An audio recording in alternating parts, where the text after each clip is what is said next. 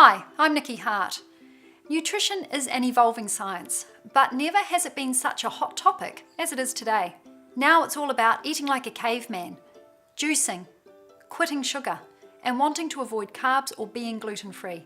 We watch cooking shows, listen to celebrities talk about nutrition, we pin our favourite food pictures, and detox after the holidays.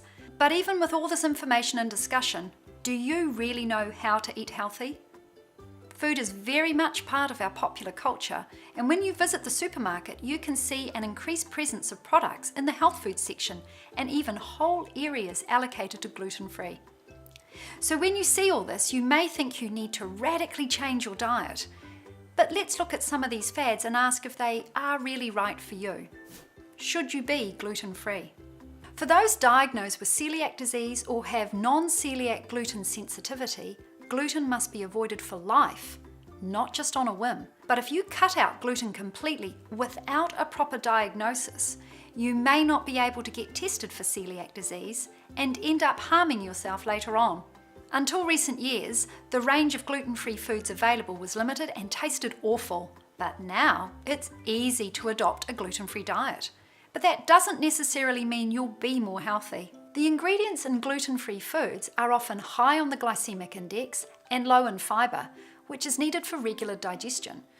These foods won't keep you feeling full, so if you're looking for weight loss, going gluten-free may not be ideal. So is juicing the solution to good health? Dietitians and nutritionists want you to eat a large variety of fruit and vegetables every day.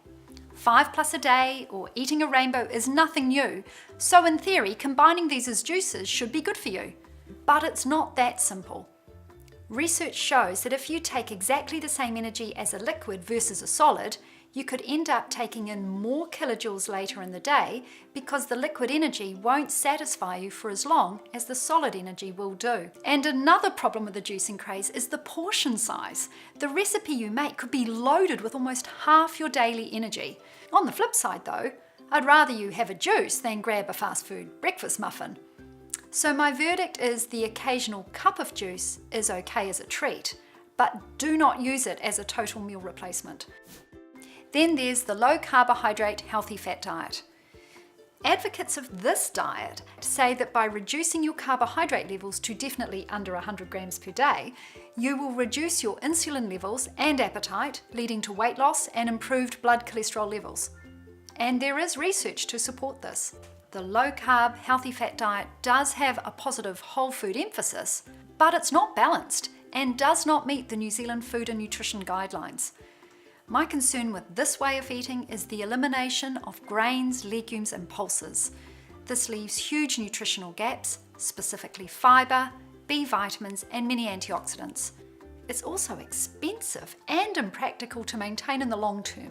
So when it comes to all the food fads, my advice is don't cut out any food groups completely and don't self-diagnose. If you think you're having digestive issues, consult a dietitian or registered nutritionist.